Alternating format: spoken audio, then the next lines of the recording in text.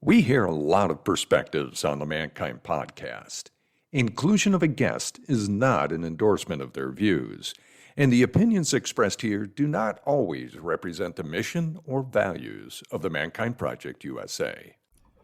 G'day and welcome to another live recording of the Mankind podcast, the show where we break the molds of modern manhood to prove there is more than one way to be a man. In essence, we're trying to simplify manhood. Well, I'm trying to simplify my life and myself. And that's the luxury of getting to sit in this seat is I get to be shrunk, I get to be analyzed, I get to be tested in these conversations.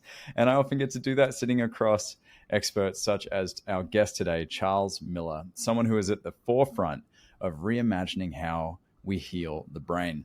Now, Charle is the founder and chief medical officer of Scenic Neurotherapy and a pioneer in the non-opioid, non-narcotic treatment approach for chronic pain and mental health.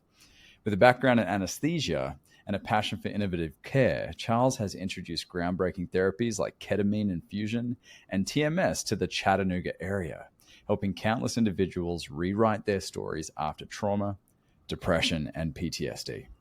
Our conversation today is going to explore the science behind the brain's ability to change and what healing really looks like after life has knocked you down. Charle, welcome to the show. Thank you for having me. Yeah. Well, it's been a pleasure getting connected.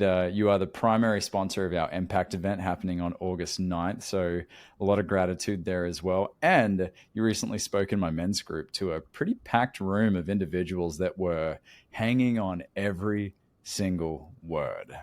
So it's just fun to continue this conversation here on the show. I feel like there's no end to the conversation. It just keeps going and going. It's just we find a stopping point eventually. But yeah, it's my pleasure. I love this is exactly what I've been looking for a lot of the men that I treat in our community. It is one piece of follow-up that I feel like has been missing from their lives. They need that utility, they need that community and connection, but they don't fall into a specific group where, your stereotypical either church men's group would facilitate. And so I'm so grateful for what you guys are doing. Yeah, absolutely. Well, there's a big reason why a lot of therapists and counselors out there refer to the Mankind Project and refer to men's groups like ours, because yes, getting that one-to-one treatment is paramount in healing. It's fundamental and it's foundational and it's so helpful. And having a peer support group along the way that's how we've evolved to do it in community, to grow in community, to succeed as a group. Mm-hmm. And I'm grateful for the men who held space for me as I navigated my tricky stuff and who will stick by me when I go through future challenges, no doubt. And it's always an honor to be able to pay that forward to others as well. So, mate, great to have you as a strategic partner and making sure that we can catch some of the men that are coming through your program as well. Mm-hmm. Yeah. So let's start first and foremost with the brain can change. So things that have happened to us, whether concussions, whether trauma, emotional trauma, physical, intellectual, sexual, the whole spectrum, the brain can change after what you refer to as physical injury. Even if the head was never hit, there was a physical injury there. Explain that to us and set the scene so that we can better understand how the brain changes over time. So our brain is this, just like the rest of our body, has these wonderful protective mechanisms. And so imagine if you grew up in a war zone, you grew up and bombs were literally going off all around you. Your brain downregulates function through a process called dendritic spine regression. It's like the part of your brain that's your processor will downregulate itself. So you're not continually paralyzed in fear. You shut down to a base level function. And then all of a sudden, it's your only real concerns are just keeping yourself safe, keeping yourself alive, and just navigating where you're at that moment. Well, if you take that person, pick them up, and put them into, just the regular safe environment that we all take for granted, then all of a sudden they're still acting like, they're still functioning in this base level function. The reason this is because dendritic spine regression. So think of the dendrites in your brain as the roads that connect your brain cells and facilitate your brain's ability to process information as it comes in, just like a processor in a computer. And the regression is like an unplugging of that. So we unplug pieces of your brain's processor, and that is how your brain protects you in those situations. So psychological trauma, prolonged periods of heightened stress, or heightened stress extremely for even a short period of time can cause a whole lot of unplugging. And so the brain unplugs to a certain level of function, and it's designed to plug itself back in slowly over time based on new environments and the new rules you live with. But a lot of times it doesn't always plug back in. And that's where we see a deficit that remains. And so if you're in a period of prolonged heightened stress for a period of time, with like what we see with complex trauma, or you see, you go through a larger incident, it doesn't have to be blown up in war zones. It's PTSD. It's a form of PTSD, and that's what PTSD is your processor locked into a reality that was appropriate for the time to protect you, but it's no longer appropriate, but it's still locked in. And so what we do is address that unplugging by stimulating a process that's designed to plug back in. And I want to get into that in just a moment, but to frame for the listeners, there's a gentleman by the name of Dr. Daniel Amen who has the world's largest database of brain scans. And it's really incredible. I believe it's EKG. They set up the little electrodes. Oh, the EEGs? Yeah. EEGs, sorry, little electrodes on the brain. And then you get this 3D picture of the brain and how it's activating and firing. And you will see these images of brains that have big chunks taken out of them, where there's just areas that aren't firing. And I was watching a talk where he showed the brains, two brains that looked almost identical in the scan. And one of them was a combat veteran who experienced the atrocities of war and the worst of humanity. And the other was someone who had experienced sexual violence at a young age. Mm-hmm. And so having those two brains that look almost identical, it's not what happened per se, but it's how the experience impacts the brain was the takeaway, which was really interesting. And then he showed another scan of another individual who experienced sexual trauma from a young age, but the brains look completely different. Mm-hmm. One was full and complete, and one had, there weren't any real deficits or divots or dips in the image. And he then shared that this person had been doing a lot of therapy and work and been addressing it it was caught very early. Mm-hmm. So it goes to show that even though we may look back on our experiences and go, nah, like whatever, it's a thing that happened. I take it on the chin, I move on, I roll with the punches. It's like, yes, but a brain injury did occur. Yeah. In that moment. Yeah. And that's a very good thing to recognize, is that, this is not a thinking problem. It's a neural injury that affects thinking. And that's something really important to recognize, is that the trauma, it's almost irrelevant what happened. It's the fact that it happened. And when that happens, that unplugging occurs. Mm-hmm. So even in the guy's brain who doesn't currently show a deficit, the unplugging occurred the same way, or at least in his version of it, that part of that area of the brain that was hyperstimulated or overactive for a period of time started to unplug itself to protect him. Afterwards, early on in the process, he was, in patients that are very well supported, in patients that are able to do the work and move through things, your brain is designed to fix this and adapt. But the problem is that we're men. What do? We shake it off. We pull ourselves up by our bootstraps. All of these other tropes that we use all the time. Mm-hmm. I say pull yourself up by your bootstraps. That's one of these tropes that we hear a lot that is just totally wrong. So the concept, when that phrase was first used, that was it was used to describe an impossible task, like climbing a rope that you're holding. It can't be done. It's like, what are you trying to do? Pull yourself up by your bootstraps? That's defying gravity. And we use it now almost as a term, as like something we should be doing. We should be doing the impossible. Gumption. I think it's really important. Yeah. Suck it up, move on. That's what men do. And it's like, it's not really played well for us over generations, has it? It's like we've progressed trauma to the point to where all of a sudden we lose significant functionality as we get older. It's like we've been abusing our brain for so long that all of this wear and tear has built up over years and years and not been addressed. And so if we address it, our brain is designed to fix it. And if we don't, then the injury persists. And if you don't fix a broken leg, if the trauma, say, was somebody who broke your leg, they came up with a crowbar, broke your leg, they took that person, threw them in jail, they're gone. You'll never deal with that trauma again. That's no longer part of your life, but the injury remains. And every time you step on that broken leg, you hurt, which reminds you of that guy who broke your leg. And so that's the tie to the trauma.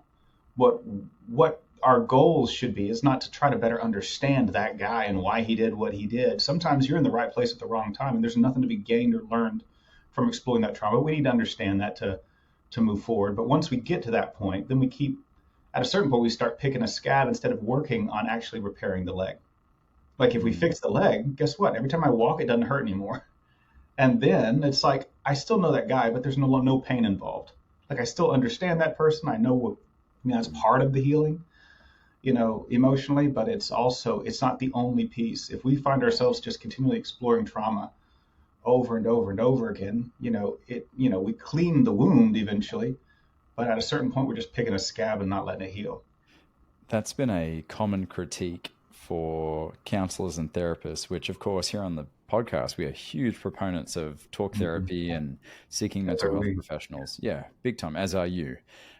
However, we've spoken about it many times on the show that specifically men as well, when they're put through the therapy process, they're often put through a process that was designed with women in mind. Yes. And so when you've got by women money much of the time. Bingo. Well, and originally it was designed by a bunch of old men. Yeah. In order to treat the early theories, yeah. Yeah, to treat women. But now we have a majority of therapists out there, vast majority are female. And so just to consider and keep in mind, if you are going through therapy, a big challenge that a lot of men run into, or a lot of therapists take men into, is like, we're going to bring you down to the wound. We're going to take you down to the chaos. We're going to recognize how it happened and why it happened and the meaning you made of it. And then we're going to keep you there to sit in it and sit in this chaos and be like, okay, that's why I have anxiety. That's why I have depression. That's why I have these things, because this horrible thing happened to me. Whereas folks like Connor Beaton and folks like Chris Hemmings, who's been on the show, who's just launched another, it's a men's therapy network. It's called Men's Therapy Hub. It is male therapists only for male clients. Just launched in the UK. I had him on the show. His episode will release soon. And his whole thing is, I'm going to be your therapist, but I'm going to challenge the snot out of you. I'm going to challenge those stories. I'm going to analyze your words that you're using, your absolute language. We're going to create accountability. You're going to have tasks that you're going to have to do. You're going to have to be actively showing up in the world to rewrite those stories, all while recognizing, yes, there was this injury that occurred at some point. And so that's, I think, something worth saying if we're going to be approaching men that have experienced traumatic experiences in their lives, is to say, like, traditional therapy can be very beneficial. Yes. However, there has to be that catering to, again, we're broadly speaking, the male experience. Yeah. And the male mind. And I don't think there's anything wrong with recognizing that people are different. People are different. We're different based on societal expectations, based on gender. I mean, gender plays a role, at least to some extent, in how we're raised. The toys that we're given, the lives that we lead are all influenced by societal expectations of normalcy. And it's our job to fit to the world that we live in, to an extent, but also to be honest and true with ourselves, and to recognize that just because I'm struggling does not mean I don't fit into a very specific mold. Just because I feel all those same feelings that every other human being on the planet feels, specifically, like when we look at, women, they are so very open with feelings with each other. And that's something that we don't share as men. Naturally, so it's almost like a muscle we never exercised, Yes. And Yes. it's atrophied and shriveled, and we got to kind of like start small and build off of it. And it's really hard in the beginning, but just like with exercising any muscle, this is what one of the big values of psychotherapy, not just for men, for everybody, is to understand it's not school. You're not there to learn. You're there to exercise. You're there to externally vocalize with an individual that can give you feedback in a, from an educated perspective, this, a licensed therapist to give you back what you are putting out there. And when you say things out loud versus just keeping it all in here all the time, when you can keep some wild stuff in here all the time. But then when you say it out loud, you hear it and you're like, oh, well, that doesn't sound, maybe that thought process isn't right. And so when you do that, you engage with that, your frontal lobe in particular, that conscious logical piece of your brain gets involved. And when we do that, it creates some scrutiny of our thinking processes, and that allows things to start to remap. It allows the way we think to change. If we just sit with our feelings all the time, then things don't change. Those are just pathways lighting up that are already there. Yeah. And so it's very important to engage in psychotherapy and to vocalize this in some fashion. Now, there's not one piece, but I love that there's, that's one thing about having these men's resources, is that some men just don't feel comfortable sharing with a woman, regardless of that individual's skill. And we shouldn't say, oh, well, I only see men or I only see women. But at the same time, too, we have to create a safe space to start. Yeah. We want to build this individual to where they could talk to anybody about this eventually. But we have to have a starting point. And so specifically with men, giving them that space in the beginning, I'm such a supporter of. Yeah. You got to find that one that fits you. Exactly. There's many ways to skin a cat. It could be MKP. It could be another men's organization. It could be a church group. It could be whatever. It could be a Dungeons and Dragons league, whatever it is. But you're getting that connection, right, with other people and safe spaces where you can share vulnerably.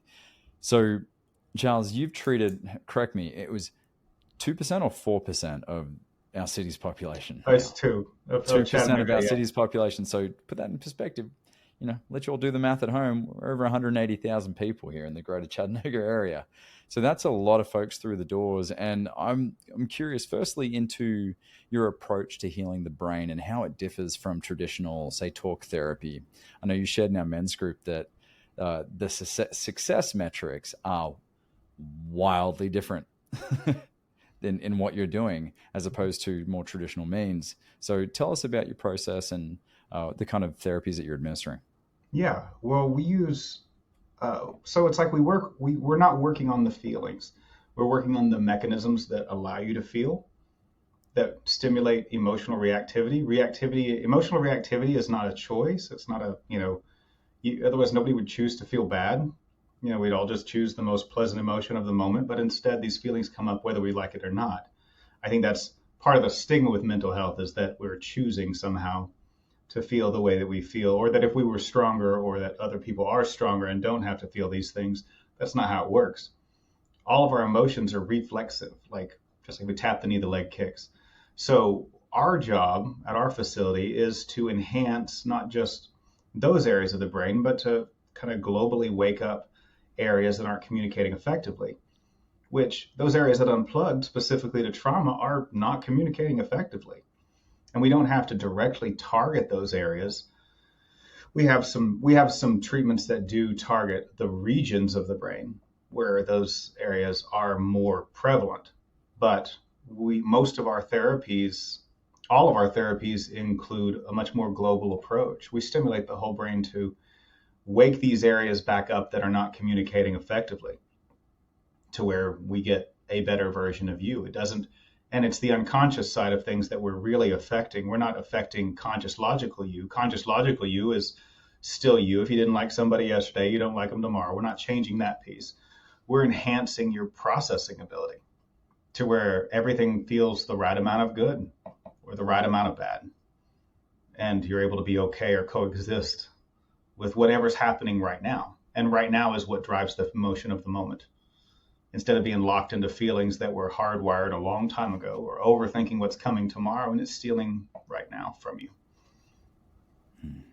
And so we utilize ketamine infusion therapy, which is one form of what we call a plastogenic therapy. We stimulate neuroplasticity. That's what the plugging back into the brain does. Is it requires neuroplasticity or adaptability of the brain. So we give the brain back the health and adaptability to where you now gets to reprogram how you react to the world around you by engaging in it. And so it's like if I'm doing everything I'm supposed to be doing, and then I'm not getting the results, it's hard to keep doing those good things. But if I do them and then my brain hardwires that way, it's so much easier to do them. In fact, it just becomes the way, because we naturally will chase what is, what's better for us when our brain's functioning in a healthy way. Mm-hmm.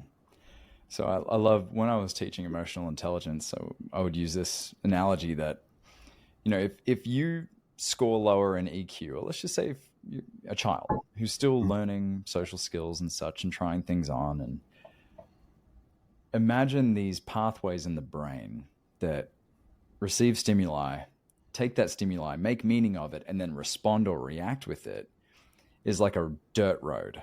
When you're just figuring it out, these pathways are just single track dirt roads.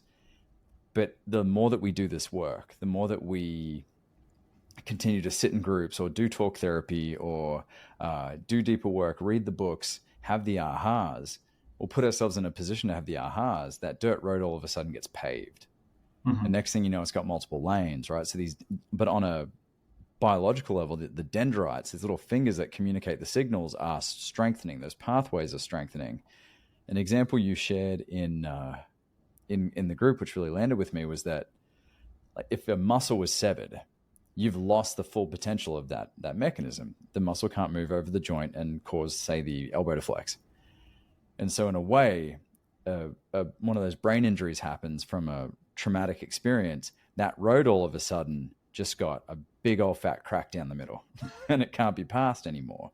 Yeah. And so what your therapy allows is fixing the road so that the signals can continue to travel again, or we're stitching the muscle back together so that all of a sudden you can use the muscle again. Yeah, and it facilitates more rapid healing and the creation of accessory supportive pathways that, it's a brain think of it from a brain health optimization approach. This is just making all of you work better to where when I point my brain, this direction, it goes this direction. That's, it doesn't start flying off and all these other things. And when I'm going this direction, there's not these things pulling me off the road towards other things. It's, these feelings from things that aren't happening now. If it's not happening now, it shouldn't invoke a response from you. And that's people who don't struggle the same way that others do. You mentioned like an emotional intelligence. It absolutely is. It's like that's where we see it. But many men are very emotionally intelligent, very in touch with those pieces of themselves, and they've worked very hard to suppress those pieces. Yeah. There are so many people that I encounter, and it's very rarely I don't encounter many people with a low emotional intelligence. It's like that's why you struggle. It's like if you didn't have that emotional intelligence, then life wouldn't hit you as hard. You'd be none the wiser. You'd be like, things kind of bounce off a little easier. Life is simpler for those folks. Yeah, and they're not dumb people. They're just emotionally simple. But they still experience these emotions. They're still prone to injury if something happens. It's just less. But then there are those that have this higher emotional intelligence, which is functionally a gift. It's a superpower if you can point it in the right direction. It makes you a better friend, a better companion, a better human. But it also makes you more prone to injury. And so if you wonder why, it's like this person, they go through the same thing, and yet this person comes out reasonably unscathed. This person, it's crippled them. Well, it's because you're dealing with two different people with two very different groups of variables here. It's like you don't expect them to end up the same way. It's just like if you tackle, somebody who gets, who's got the, physical build to be tackled and be able to bounce it off and get right back up versus tackling somebody who's frail. Yeah. A person who's frail is going to get down, be knocked down and stay down. Well, that's They're not going to bounce back up. I think that's a good thread to yank, because consider, you said in that context, you wouldn't expect them to have the same result. However, in people that don't sit in your seat, they watch two people go through the same thing, or I go through a traumatic experience. I took it on the chin. I didn't make a lot of meaning out of it. I probably did, but I've shoved it down. And then I witnessed someone else going through it. And I'm going, well, I figured it out. I took it on the chin. You can too. Which disregards that individual's capacity and their lived experience up to that point.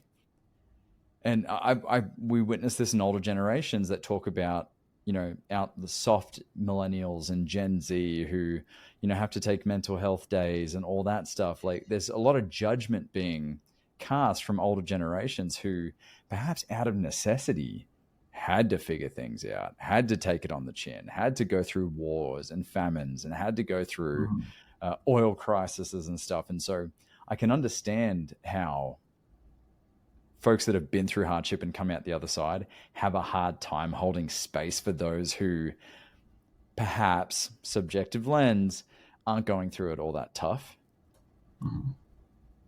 But that awareness and that understanding that every individual has a different capacity. Everyone's dam can break, but what it takes to break that dam is different for everyone. It is. And sometimes the dam broke for this person as well. But and then they look at other people who are going through it, and rather than using their own experience to protect others, they're just like, no, you need to hurt too. Because I had to hurt. And it's not a rational thought. It's not even a conscious thought. They don't mean to put that on them. For example, we had at this social gathering that we used to attend, we had this one man that was making my daughter uncomfortable. He was an adult man and she was a 10-year-old girl at the time. And so my initial instinct is that we're going to address this very head on. And I brought it to the leadership in the group, and everybody was very supportive. They're like, yeah, no, this can't be. He's not allowed to do this. He's got, we're going to deal with this immediately, except for one person. And it was this one woman who was just like, sometimes she's just going to have to learn that men are going to make her uncomfortable. And I'm like, not now, not at 10, not in this environment where she should be safe. Yeah. I said, but she's feeling that. And then it came out later that she had some issues going on with her situation, totally very different. Yeah. But it's almost like they project that onto me. It's because I have to suck it up. She's got to suck it up too. Well, you don't have to suck it up. That's the thing, is that, but saying nothing is not going to lead to anything changing. Yeah. Like it's, and we see this repeated throughout our history, is that, hey, guess what? We didn't fix a problem, and we're all surprised when it's still here later. It's like, it's just, we didn't fix it. We didn't change anything. We have to keep evolving, everything from our culture surrounding the way we view where we view each other from a men's group's perspective. Yeah. The way we take care of each other, all of it has to continue to grow and evolve.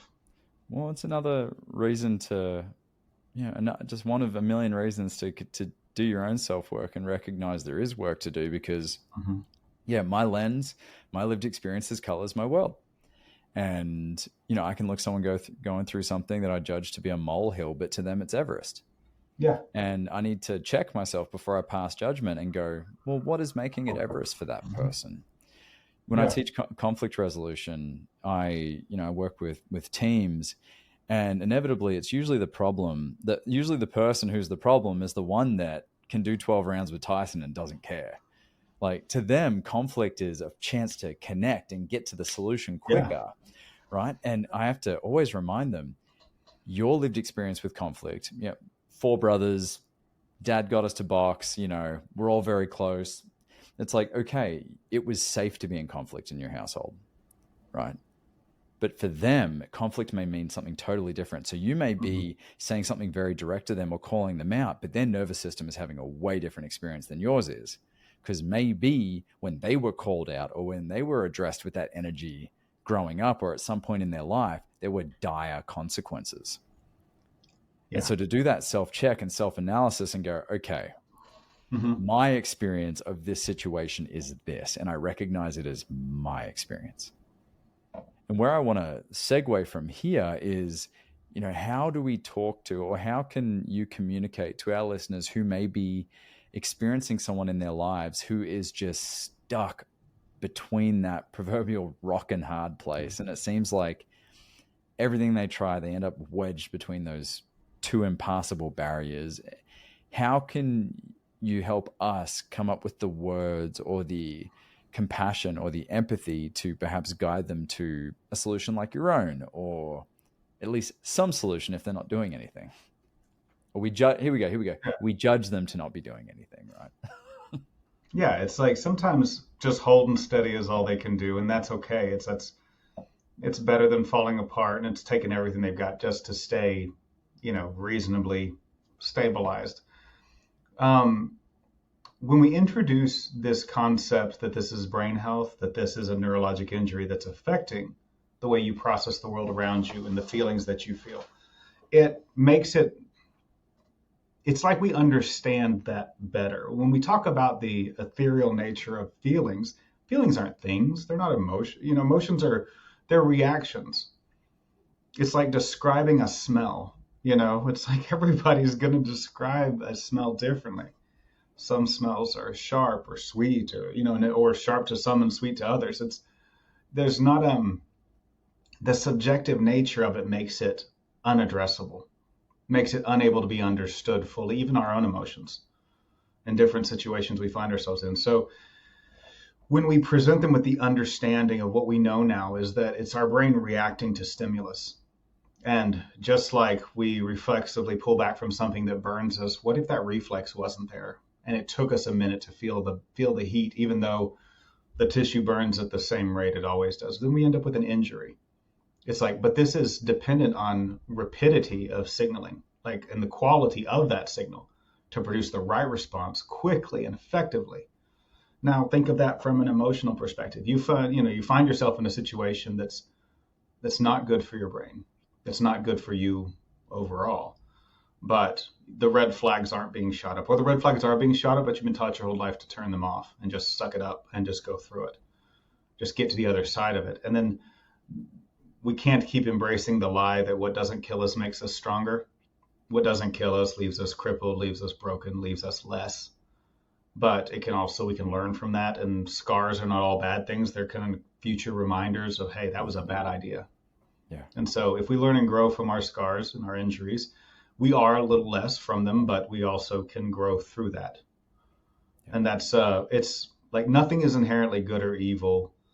People are the problem, and we're people, not other people, but us as well, is that we have to keep the machine that is our brain working properly. And so if I was trying to introduce something like an alternative path, like something like what we do to somebody, I'd be just like, hey, this is what we know. This isn't something that you have to have faith in or that works for some and not for others. It's brain science. This is something we stimulate brain growth in every single person that walks through our door.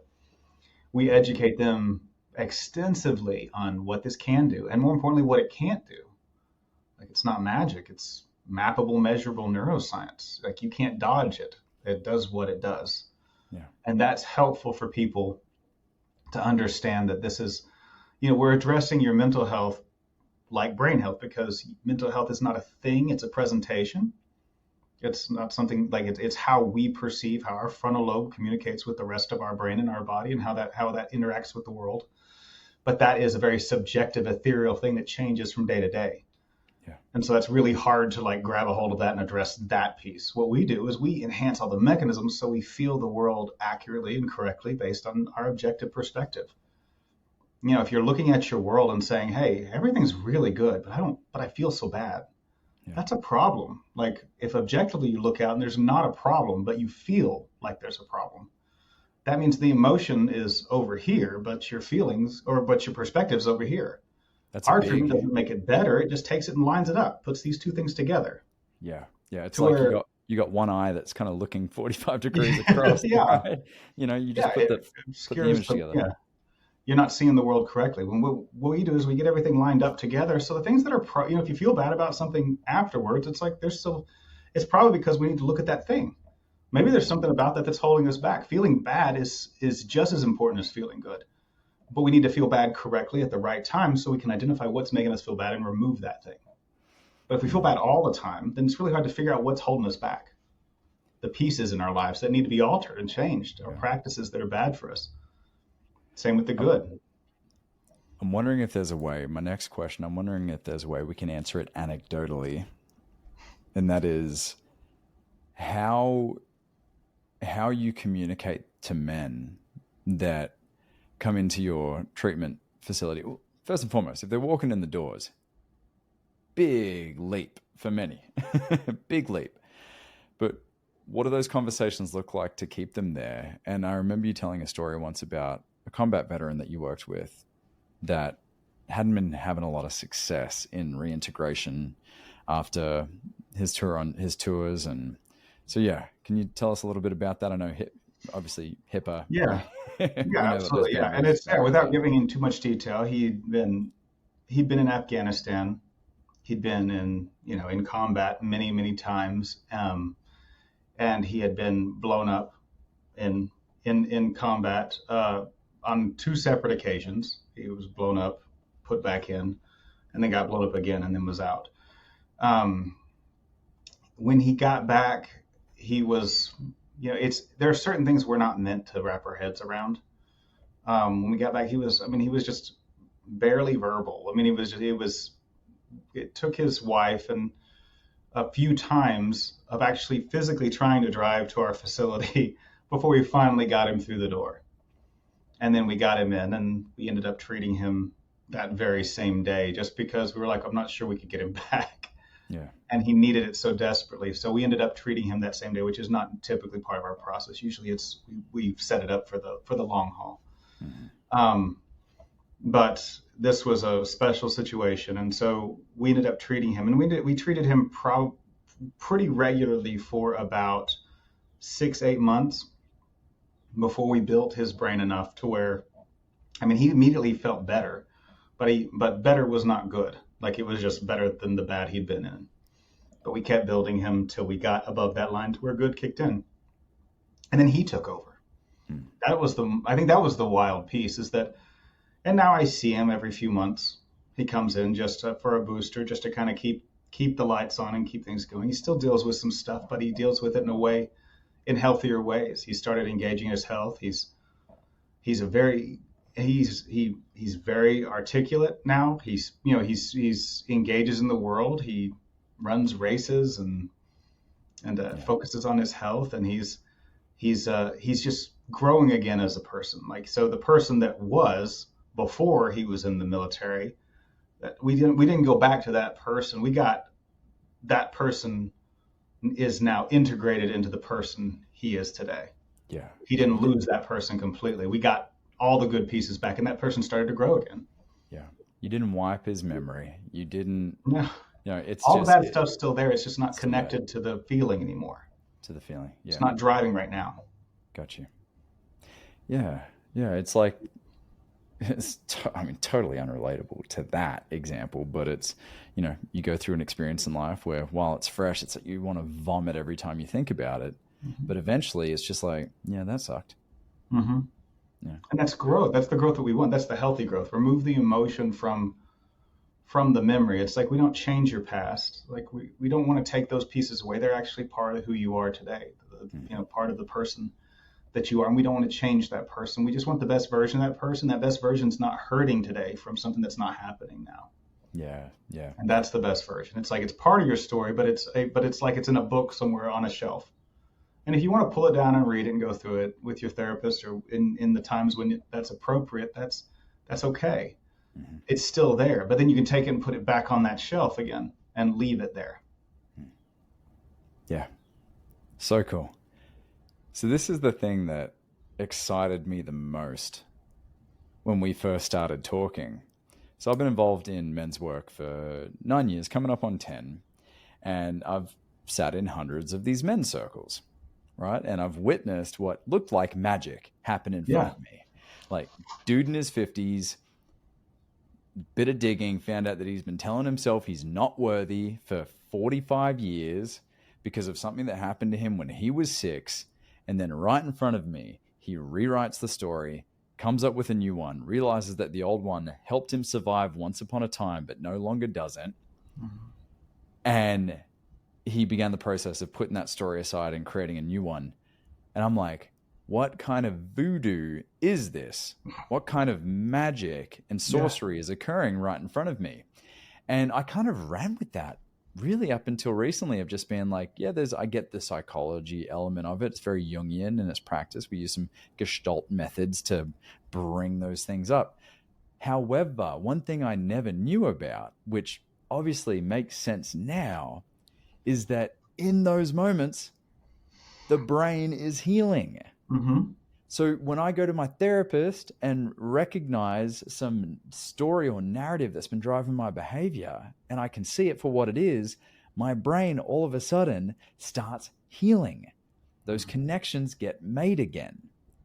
Same thing you're doing with your therapy. You're speeding up the process, but just by going to talk therapy, just by going to a men's group, just by telling your friend about a hard time that you experience, you are healing your brain. You are actively changing it, which is just mind-blowing to me. And I've now come back to the Mankind Project, and I'm like, that's an angle we need to start talking about more, because we still sit in that sacred, mythopoetic, magical kind of world. And I'm like, yeah, but the brain, I mean, we can't guarantee these things, right? We can't guarantee these things, but anytime you're challenging your mental narrative, you're working out. Yeah, and you have to challenge it. You don't just think it. It's like someone will get in that group and they'll be saying out loud their process and what they've been through, but they didn't learn anything there. They knew it already. It was already up here. They've been telling themselves that for years. I need to reset that. That's not me now. That's not. But they didn't ever say it. It never came out of their mouth. They didn't ever engage with the thought. Like, it was just lighting up a pathway that was already there. I know it. But until you engage with it, your brain doesn't rewrite. So this is the value of journaling. This is the value of, which I'm not a journaler. I don't like to write things down. If I never had to handwrite anything again the rest of my life, I would be so happy. Well, you're a doctor, so everyone else would be happy if you didn't. I don't have to write anything. But understanding that you are literally remapping your brain every day. The trauma is not still here. Those pathways are just the only ones firing, and so the only ones that's rewriting every day. You're rewriting it over and over again. But if you can engage with those thoughts, you literally branch the road. And now it's like, now we have a new path. Like, you just, because you did it out loud and you engaged multiple senses.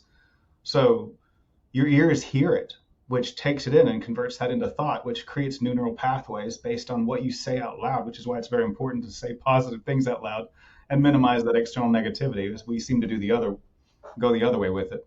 But yeah, understand that you are fixing your brain. What we do does not fix your brain. What we do facilitates the brain's adaptability. So when you do this piece, it'll take what you know and how you've engaged in the past, and all of a sudden people feel like they get better. Like, in 3 weeks, we take somebody from non-functional to remission of symptoms. And it's like, I didn't fix you. Gave your brain the plasticity so that all the work you've been doing the last 20 years just caught up with your perspective today. That's all it did. It's like, if you hadn't done that work, you'd still be way behind. Yeah. Now you could still grow, and you'll grow faster than you would have before. But all that work you've done is not lost. It's all up here. It's just, you have to engage with it. And we just and so in 3 weeks, they make 20 years of progress.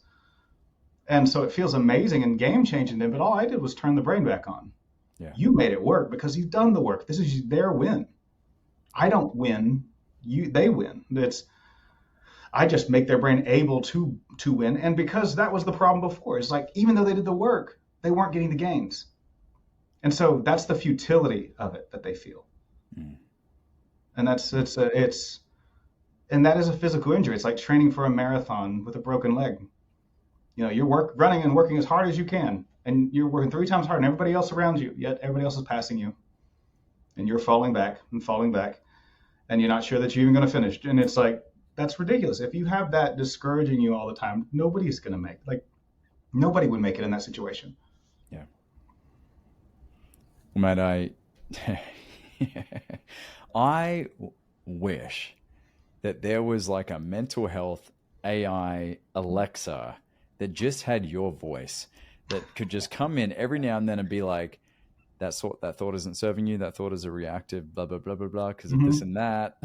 Because your ability to communicate really complex brain science, but make it understandable and palatable, mean, I appreciate that. Not a lot of mental health professionals do that. They get so jargony and they use such inside language that it's inaccessible for folks to even understand. I'm talking about myself here.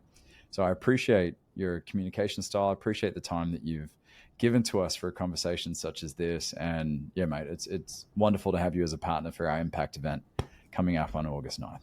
It's my pleasure. I'm looking forward to it. Yeah, beautiful, mate. Beautiful.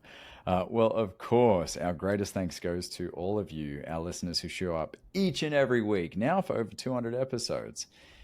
We just keep trucking and keep doing it and keep having inspiring conversations with folks like Charles. And so gratitude to you who show up every week for this, the Mankind podcast, the show where we break the molds of modern manhood to prove there is in fact more than just one way to be a man. What do you say, Charles? Have we done that today?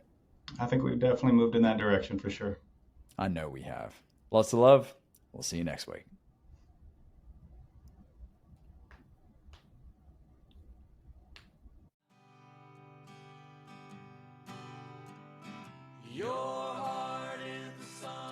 Hey, it's Boysen. On the Mankind podcast, we've brought some incredible guests on to talk about the importance of doing the work to improve our mental and emotional health. And here's the truth. Multiple times over the last 25 years, I've had the help of one-on-one work with some amazing therapists. For me, for my wife, for both of us as adoptive parents, and for our kids. The Mankind Project and Men's Group, though awesome, are not a substitute for professional mental health support. And so I'm thrilled that the Mankind Podcast now has BetterHelp as a sponsor for the show. BetterHelp works online. It asks you what you're working on and then matches you for live one-on-one sessions with a licensed therapist, someone trained to work with you, listen, and offer helpful insights. I'm using BetterHelp. It's super easy, and I like what I'm getting.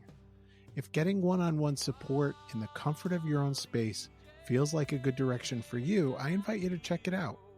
Go to the link in the show notes or betterhelp.com/mankind. And if you sign up, you'll get 10% off your first month of therapy.